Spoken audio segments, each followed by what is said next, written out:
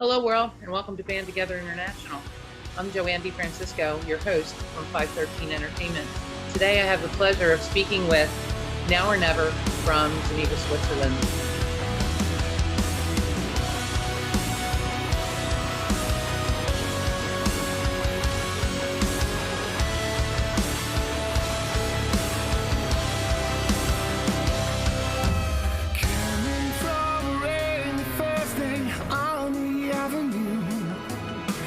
Oh, I heard you talking softly. I turned on the lights, the TV and the radio. Still I can't escape the ghost of you. What has happened to your crazy summer say? Where is the life that I recognize? Gone away. I won't cry for yesterday. There's an ordinary world. Somehow I survive. And as I try to make my way to the ordinary world, I will learn to survive.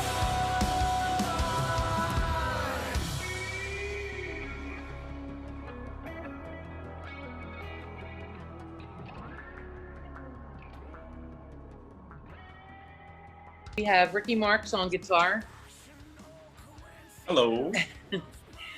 Steph Handy on lead On the- vocals. Mm-hmm. Pronounce your last name, Steph. Onde. Hund. Okay. Oh. It's always Without the H. You know, in Onde. France, Onde? Silent. Onde? Hunde. no. Yeah. You guys are They're killing. making now. Listen to me. They're making fun of me. They say onde. No, in France the H is useless, so we don't say the H. We say just onde. Hund. So Yeah. almost like There you go. O-N-D. O-N-D. Yeah. Oh, It's a yes.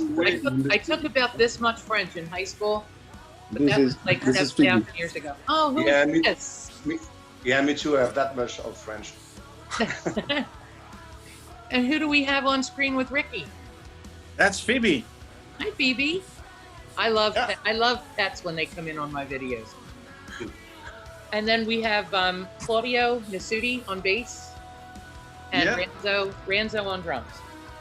It's me. Yeah, it's a Thank small guy down at me. What is that?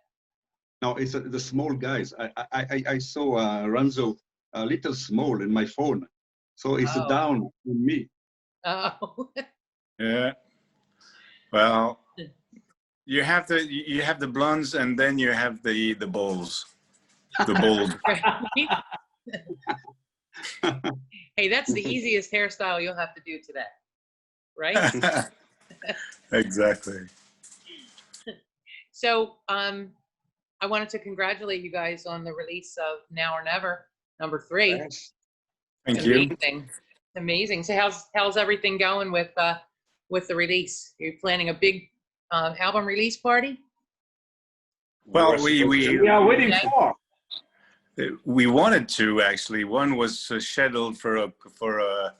October. Then it went. It was scheduled then for January, and now it's in May. So the situation is just getting worse in Europe, and it's impossible to do anything. So we just have to wait.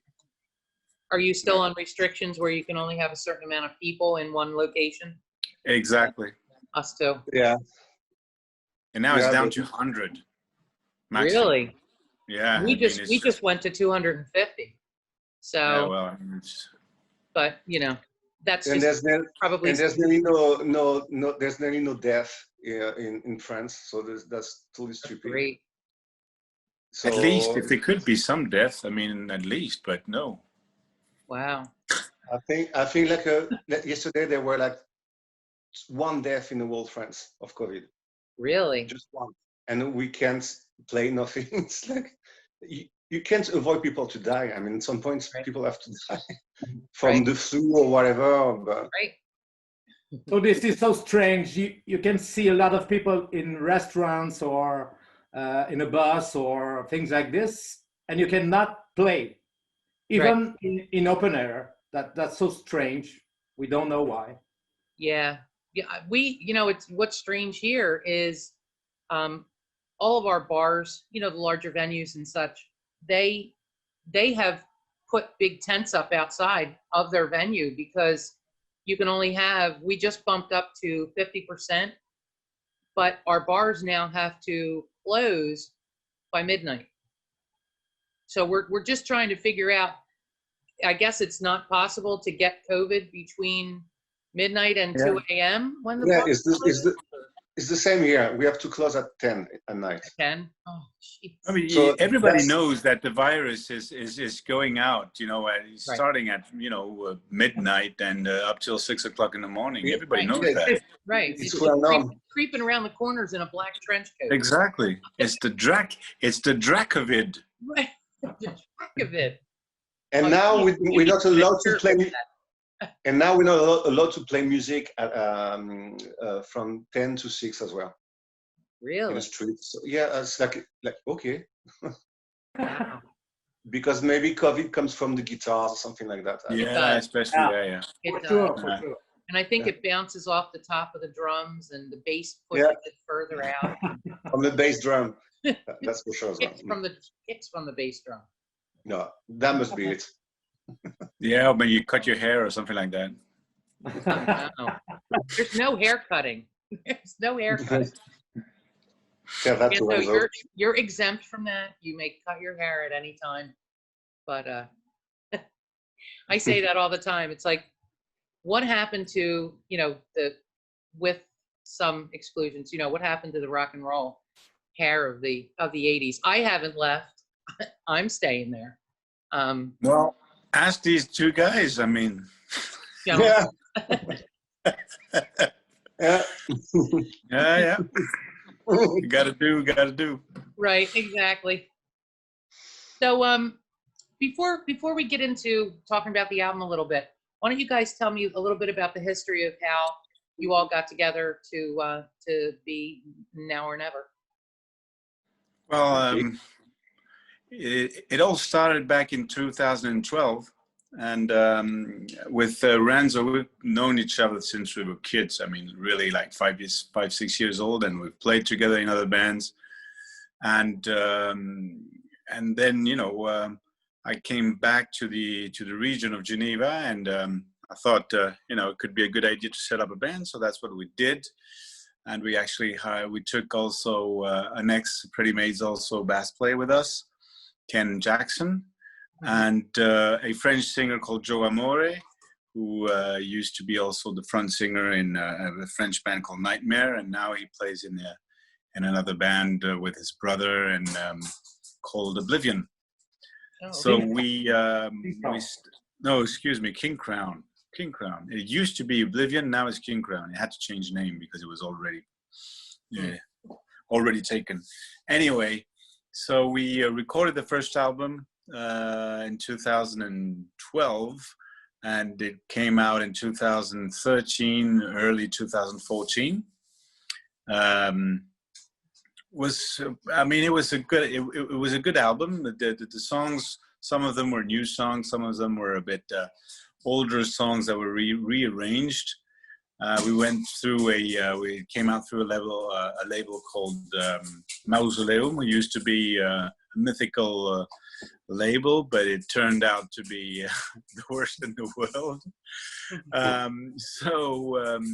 For the second one, we wrote it in 2015, something like that. Came out in 2016 with Mighty Music, another label, which was a bit better. And we actually called it 2 because as the number 1 was just so unknown or not distributed by Mausoleum, so we thought, okay, let's name the number 2 album number 2, so they know that there's a number 1. there you go. And it was with the same members, and now since what was it, 2019, we started working with Steph, because Joe, the singer, he went out to play with his brother in King Crown, and it was kind of very busy with other projects, as they say in France. And so I was looking for a new singer, and my brother Steph Onde, he we spoke together while we were both at Mausoleum with the first album. We had the same issues with the label, so that's how we met virtually. And one day I just heard one of his videos where he was singing a Whitesnake song, and I thought that this raw and bluesy and warm voice could fit very well with something a bit more heavy underneath. Right. And so we started chatting, and we started working, and then we got into the studio late 2019, early 2020, and there you are now. The number 3 is out. It came out officially on the 18th of September, Right. with through a label called Crusader Records, who's part of the group of the Golden Robot Records. It's an Australian-American label, and it seems to be they're using the best channels of distribution. So we just hope that it will. This one will be the one that will bring us to the next level. Absolutely. Well, And I think it's going to be available in the US on the 9th of October. There on you are. stores.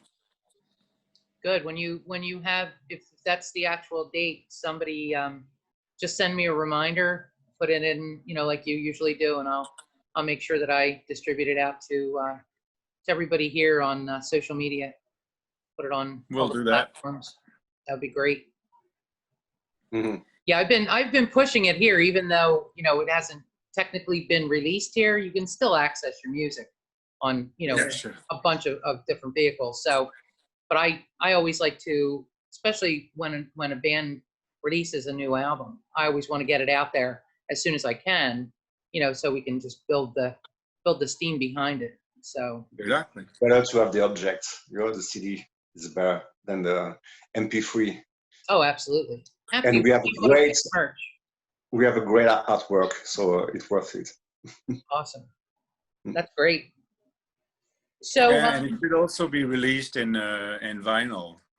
When, I don't know, but it should be. oh, great. I'm in discussion with the label to know when and what, which songs are going to be on, because as you know, vinyls, they to be 100%, they can only have 22 minutes on each side. Right. And right. this last album is more than 1 hour. So either we do some kind of, just a mix of several songs and not all the songs, or we have to put out a double LP. double set. So we'll see. Yeah. It's down to the label to think about that. But Right. I'm a vinyl fan.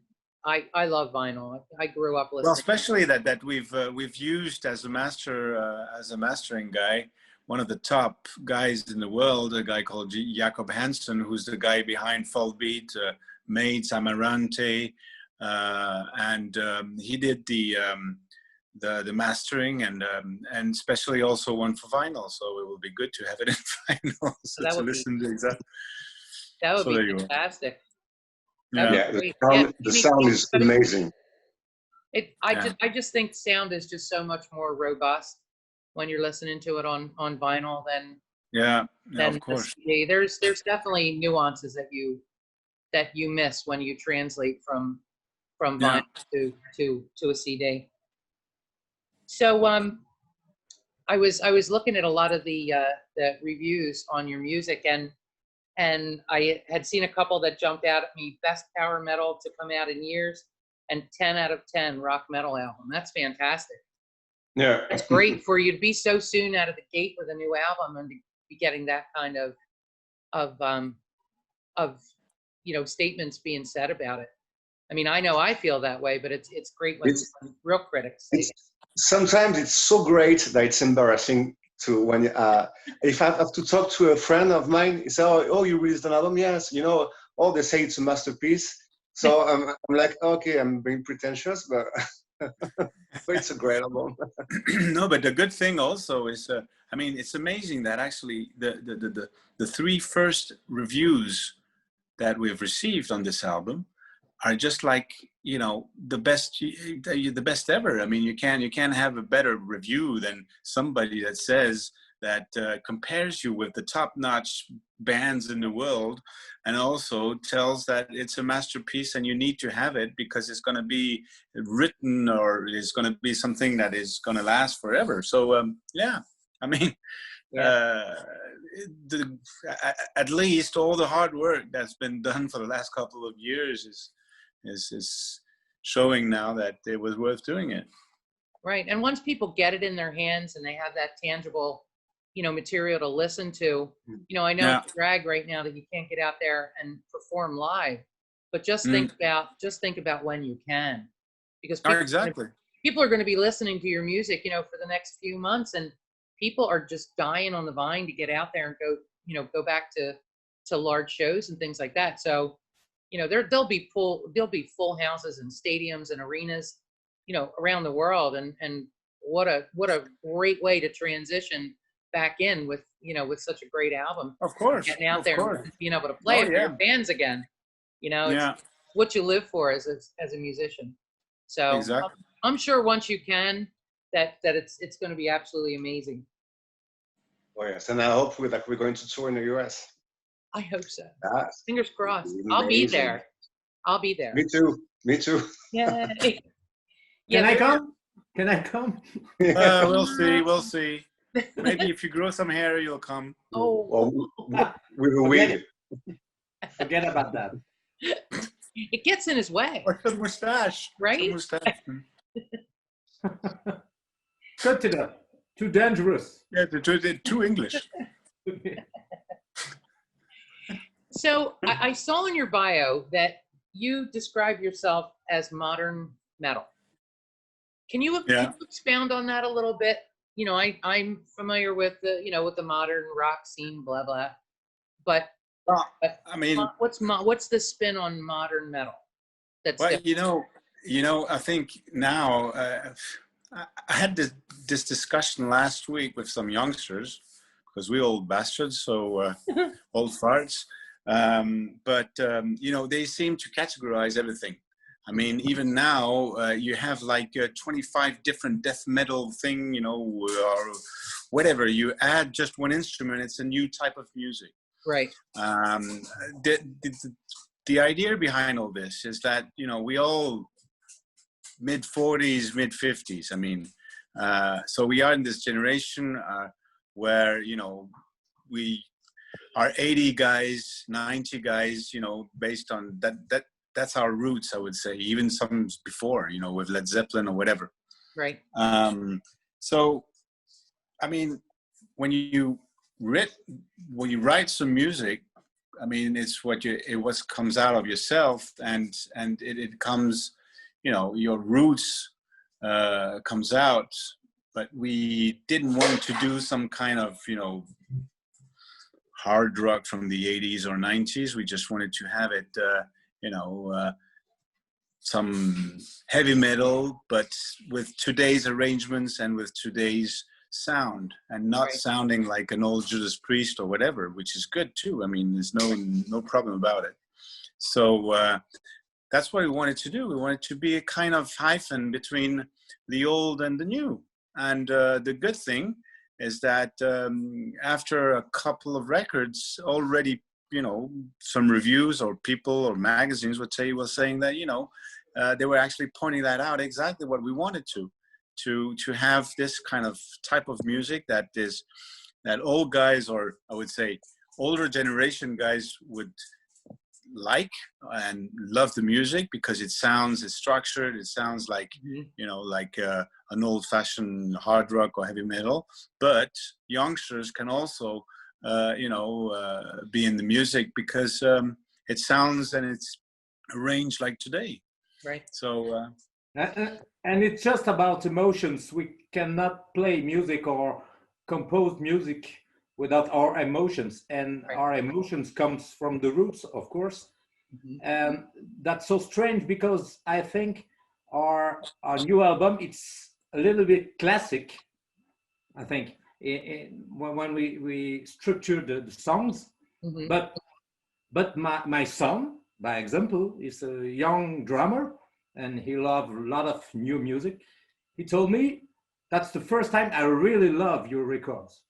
Really? The first time, yeah, I really love your music, and I want to take your place in a band. No. Welcome, Fabian. Who knows? Who knows? He just tell him he just has to wait his turn. Well, actually, we've played with him sometimes on stage. You know, Yeah. he came with his dad, and his dad led him a couple of times on stage to play a couple of songs with us, and that was Oh, cool. that's awesome. Yeah. That's awesome. You know, Yeah, I've been talking about this with you know the music scene, the way that it is, the way that it has been over the past, I want to say maybe 5 or 6 years, has just really been, and this is just strictly my opinion, is a lot less musicianship, more focused on stage performance And I think that's what makes the difference with us, with our album, because we didn't try to show off or whatever. right. Like when we went in studio, we were laughing all the time. I mean, we were serious about the recording, but we were laughing all the time. Hmm. We didn't try to be the best or whatever. It's really us. We are. Right. Oh, yeah. You are. And you are our best. we are the best, so that's a given.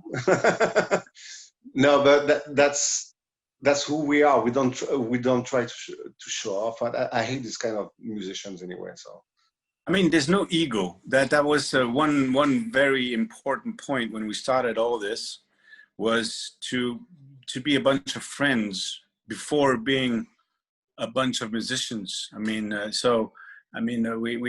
we've known each other for a long time, and yeah, I mean, there's no ego apart from the singer sometimes. Well, that's a singer better thing, but no, I mean, we just take it easy. We got nothing to prove. We've been there. I mean, we've been in the music business personally, or you know, on our own for years and decades. So we've seen a lot of stuff. We've seen the good stuff, and now a bit more bad stuff. The way the music business is, Right. but yeah. I mean, we're just trying to be normal, and you know, when we have people that like our music and want to chat with us, we just chat with them. Right. And you know, that's the whole point of it's just taking it easy and just sharing stuff. And I think over the past year or so, I'm seeing the rock scene getting back to where it used to be. You know, with types of music like yours, and then the influence with the Swedish melodic rock, and just getting back to the roots of classic rock, not sounding like classic rock, but going back to those philosophies, and you know, playing music and having people enjoy it without all of the fluff and the you know, fake musicianship. And Well, you know, Yeah. putting music before and melody before the show off. That's the most important thing, I think. Right. You know, Absolutely. people at the end of the day, they listen to your CD. Okay, they will look at your face on the CD or on the video, but the thing important is the music. So that's what needs to be, you know, good. Absolutely. Well, I have some things. Now you'll have to bear with me, because as I was listening to the music, I do write notes so that I can go back and ask a question in the way that I want to ask it to. So just bear with me if it's just a little longer than normal. So Ricky, Yeah. can you explain, because a lot of people they love when they watch these videos, they love to hear about technique. So can you explain your tapping technique and the combination of sliding up the neck and simultaneously releasing the whammy? Because that was so cool. I had to watch it over and over again to figure out what I was hearing that was so different. And then I picked up on what you were doing. Is that kind of like your signature sound or technique? Well, I mean, you know, I'm 55 now, and I started guitar when I was 16.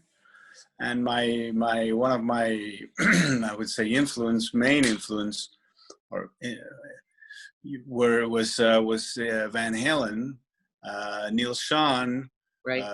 Guys like this. So you had guys that played very melodic, some other guys that played very fast, and some other ones that were just UFOs like Eddie Van Halen.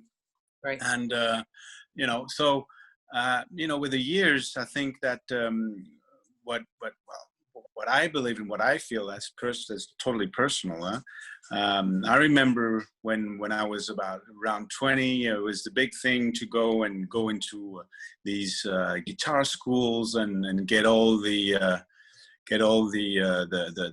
scales that you could learn out there, and you became actually kind of a robot and playing all the same and sounding all the same. Right.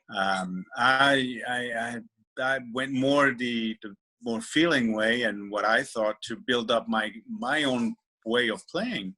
And with the years, but you tried a lot of things. You tried to play fast, you tried to play melodic, and then at the end it becomes a kind of mix of all this. And I would say I couldn't play without a Floyd Rose, and I couldn't play without doing putting some whammies around, and that kind of stuff that I'm playing. And my solos are not as long as they used to be. Even some songs don't even have some, because I think now more in the term of band.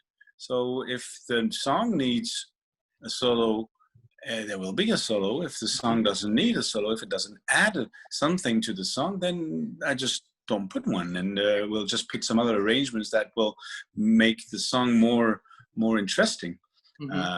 So yeah, that's, I would say, it's my kind of signature, or that's the way I play. I mean, right. Well, thank you. Claudia, while Ricky's doing the solos, are you expanding what you normally play and including higher strings on the 6-string bass to fill in for rhythm guitar? Can you talk English a little bit? A little slower, maybe?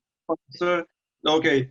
I like play with my 6-string, of course. I played before 6 strings for many years, but I think I don't need to play with 6-string now with Now or Never. I have to. I don't know. I'm happy because I like when I play with my 6-string. I will try to both. Okay, we'll try to play with both because I like 4-string also, and I think it's the same for me. Right, that's right. Okay, thank you. Yeah, you win. Ranzo, who inspired your techniques for fill-ins? It just adds a lot to the depth of the sound in it. When I was listening to some of the tracks, it was reminiscent of Keith Moon, the way he would just throw fills in there just randomly, and everything just filled in so perfectly. So it's so strange because I don't know all these drummers. I never learned Keith Moon or John Bonham. I don't know these guys. My first hero was Cozy Powell. When I heard Rainbow, of course, it was a great sensation for me. And absolutely. And now I'm listening everything. All the drummers are impressed myself, and I pick it up something from one, from another, and I do a mix. I don't know. You just do what feels comfortable for what you're trying to accomplish, basically. And what's been told. So I never work my technique. Never. I'm just listening. I try to do the stuff, and if it works, okay. I'm a great Mike Portnoy's fan. Also Ray Luzier inspired me a lot, but it depends the times. Sometimes I don't know. it comes from me, Right. between my influence and when I heard, and if I understand what I heard, I can play. Right. But I never work. All right. And I have Well, no thank you. time to work my instrument. Thank you. So moving on to your frontman, Steph. Yeah. When Oh, yeah. you know, it's so hard because I really haven't seen you guys live. You know, when you see videos and things like that, it's so different. Are you, is that your vocals that are in the background of those tracks, or is it No. other people in the band? No, that's Pat, the engineer. I mean, I do some backing vocals, but that's mostly Pat, who has a totally different voice, and I think they blend great together. Yeah, yeah. It was. If that's the mix, then it was great because you couldn't tell. Like I could not tell. Yeah. And I was like, is that him? I've done my homework. I've listened to your Yeah, great. I can tell. over and over and over. Yeah, that's him and me. I do some backing vocals. I'll double my choruses, things like that. Right. Now, are you vocally trained, or is this just natural talent, or? No, it seems like we all like natural. We just Right. like Renzo just plays, Ricky as well, and I just sing.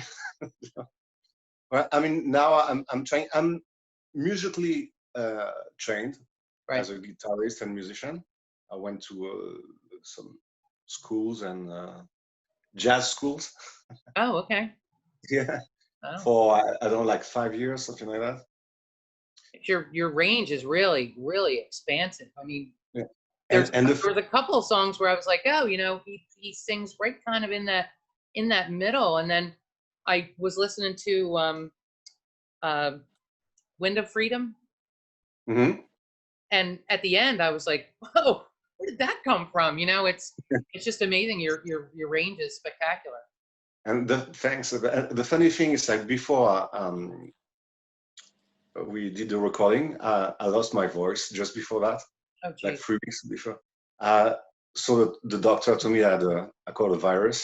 Hmm. So now I wonder what it was. Oh, wow. I just woke up one morning and couldn't speak, nothing, for 3 weeks, and then I was like, now I have to go in studio and record this album. I can't even speak. Oh my gosh. Yeah, Wow. so I think it did add a lot of feelings to the album because there's a lot of passion Right. when I sing, because I didn't have a choice, and but that was pretty scary, and we didn't know each other back in the days, for real. Oh, okay. Wow.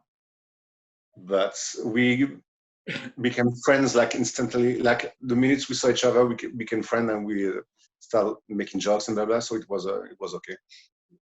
It That's was awesome. Well, thank you. easy. You're welcome.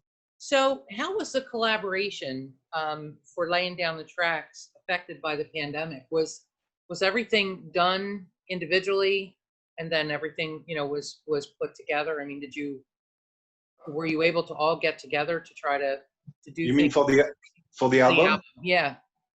We got together. I mean, yeah, we all except for Renzo. Yeah, I have my own, my home studio, and I'm working at home, Oh, okay.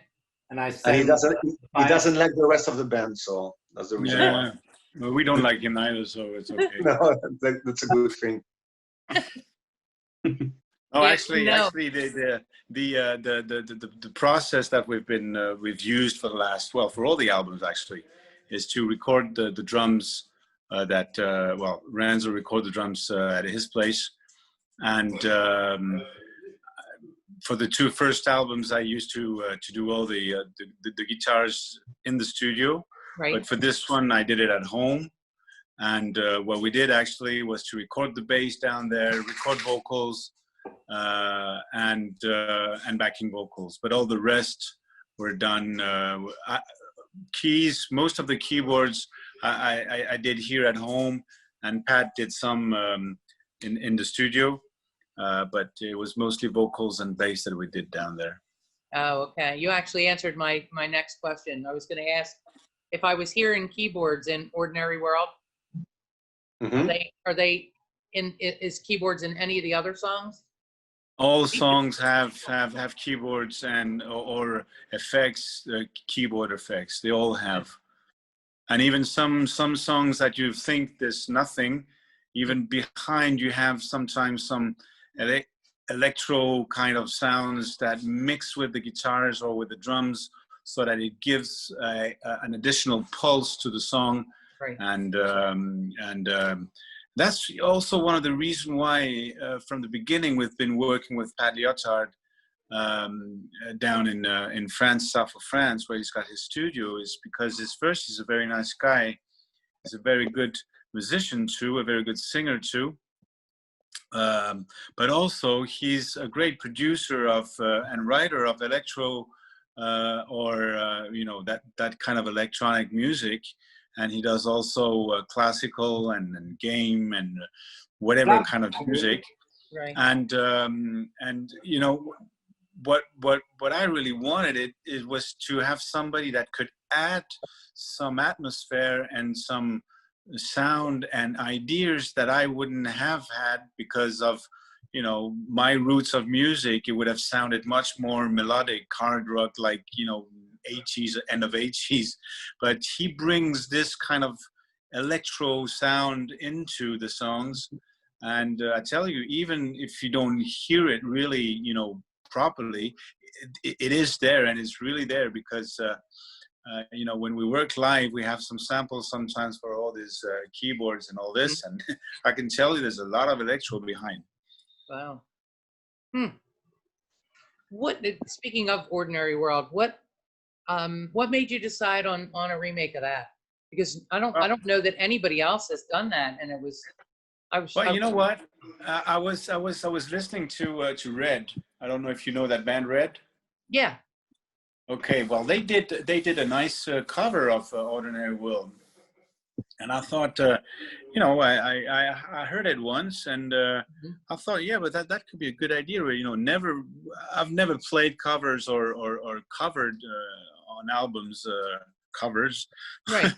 And I thought maybe it could be a good idea to cover this song, particularly because first I like the song, the original song. Actually, I like the melody of the guitar, the wee solo that you have in the song, but also the fact that this song has been top 10 about 20 years ago. So everybody has heard it. A lot of people don't know exactly who it is or what it is, but they know it already. So I thought, if we should do a cover, maybe it's good to do one that is very known, but a bit old. So we have a bit of advance on, I would say, on the taste of people, because they already know the songs without knowing it, if you see what I mean. Right. And you didn't, you definitely spun it and made it your own.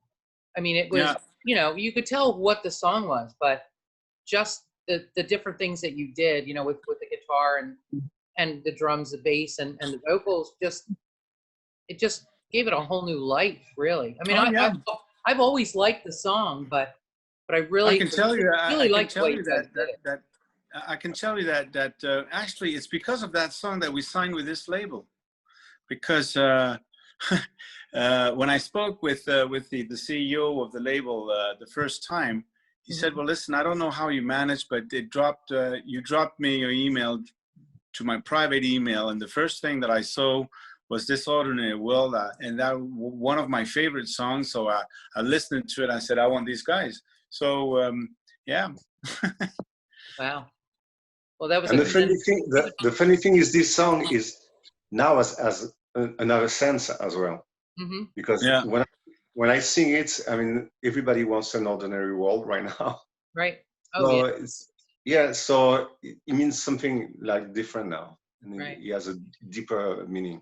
Yeah, I was wondering, because I didn't know how long you were actually in the studio, working on this. I didn't know if Ordinary World was put in, more to be more relatable to the current state of the world. So I wasn't really sure what drove it to just before. Just before? It was just before, yeah. Who's clairvoyant? Yeah, One of you. Unfortunately. Right? Speaking of back to COVID, I love the Containment video.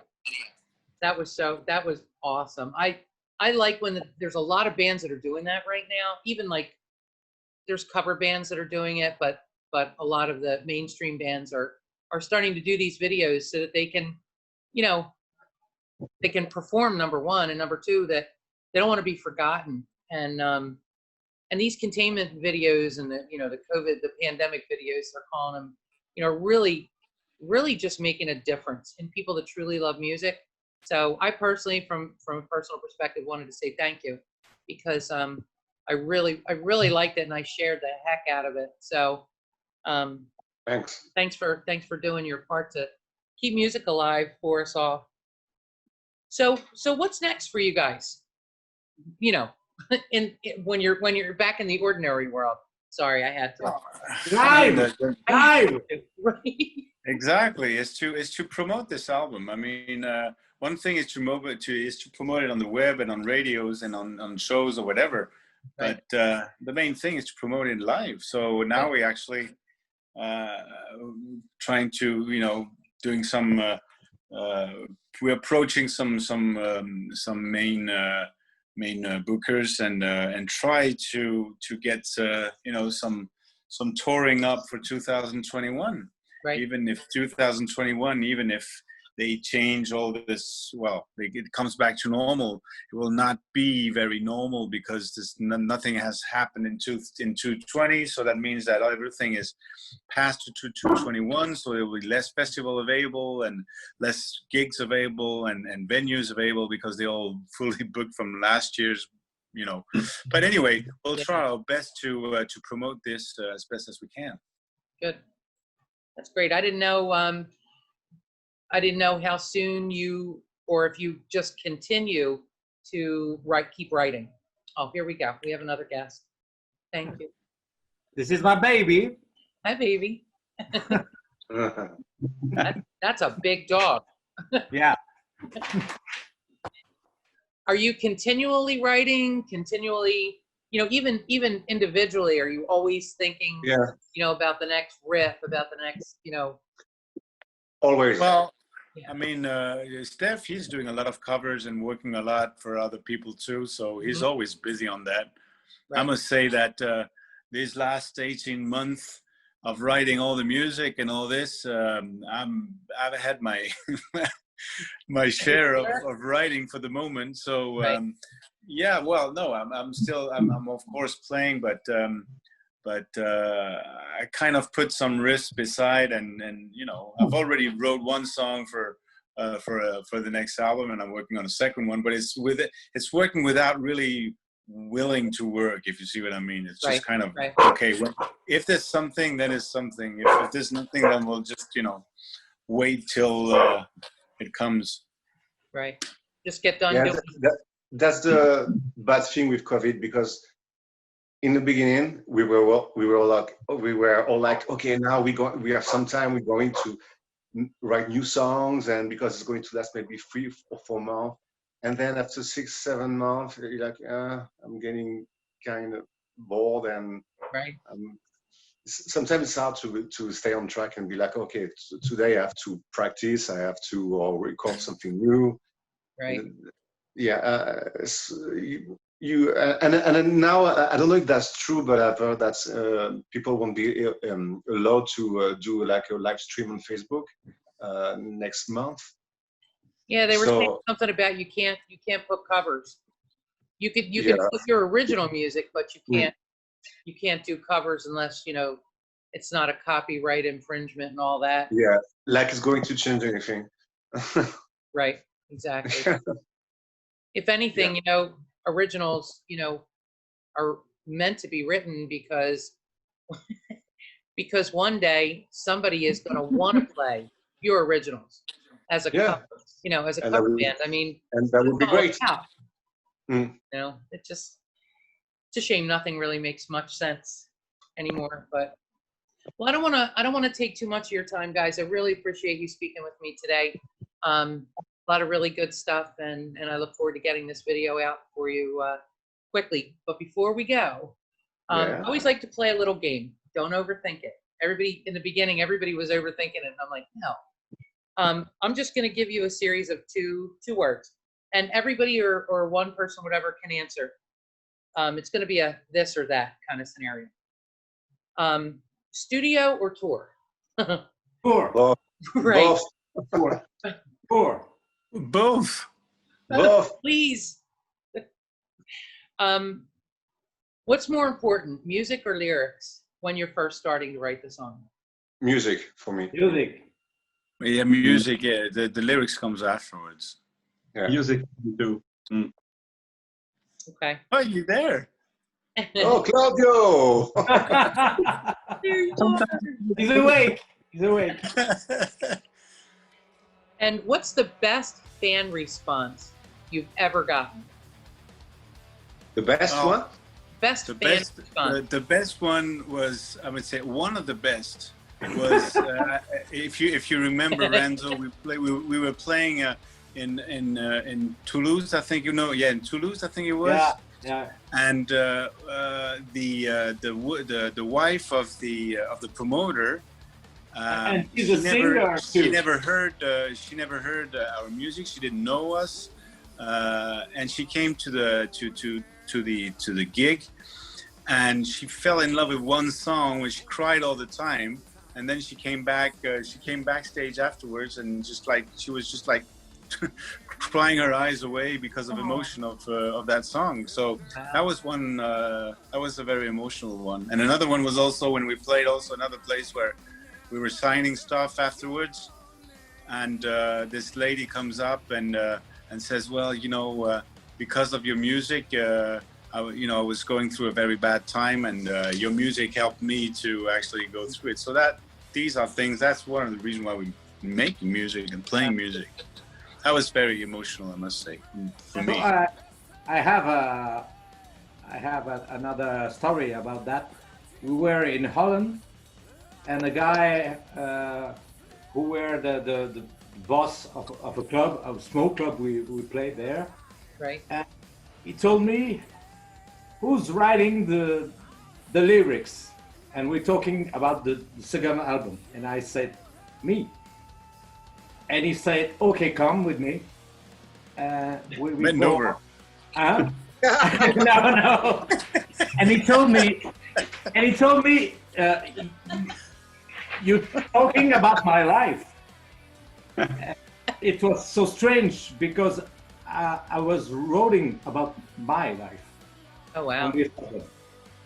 And he felt like you were talking right to him. Yes. So everybody's got their own problem, and I think he were near to me about feelings or things like Very that. But close. That's awesome. Very close, so close. No, but it was so.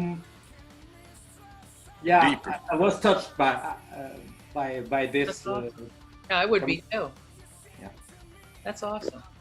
What about you, Claudio? He's sleeping. He fell asleep. He fell asleep. Oh no, here he is. No, I can't sleep. Hey. To you, I like heard the people talk. So Very good, very good. Very good food. But yeah, no. That's great. Thanks for sharing that. I appreciate it. So just so we know, we went slightly into the PG realm of the video, but that's good. Before we go, I just want to tell people where they can find your music. So your music's available on iTunes, Spotify, and Google Play. They can get your merch, events, information, news updates on your website, www.onlynon.com. And they can contact band for additional information, such as bookings and things, at onlynowornever@gmail.com. Yeah. All right. And there will be the album will be available on Amazon next week, and Okay. this week in Europe. And I'm sure it's going to be at CD Trader in LA, Amoeba. I'm sure it's going to be there. And people have to know that it's better to buy CDs than MP3 or iTunes or Spotify, Okay, because they are no good to musicians. gotcha. I'm you. saying that with a smile. Well, once again, guys, thank you so much. It was an honor to meet you all, and I Thanks wish to you you. great success with the album. And hopefully, either I'm going to come your way, or you guys come to the U.S. And when you do, Anytime. please let me know. I would love to come see a show. Yeah, very soon, hopefully. Awesome. All right. Well, in the meantime, take care. You Stay well. too. Continue to rock. Bye. Bye bye. Have a great day. Bye. Thank you. Bye. You too. Alrighty. Bye bye. Bye bye.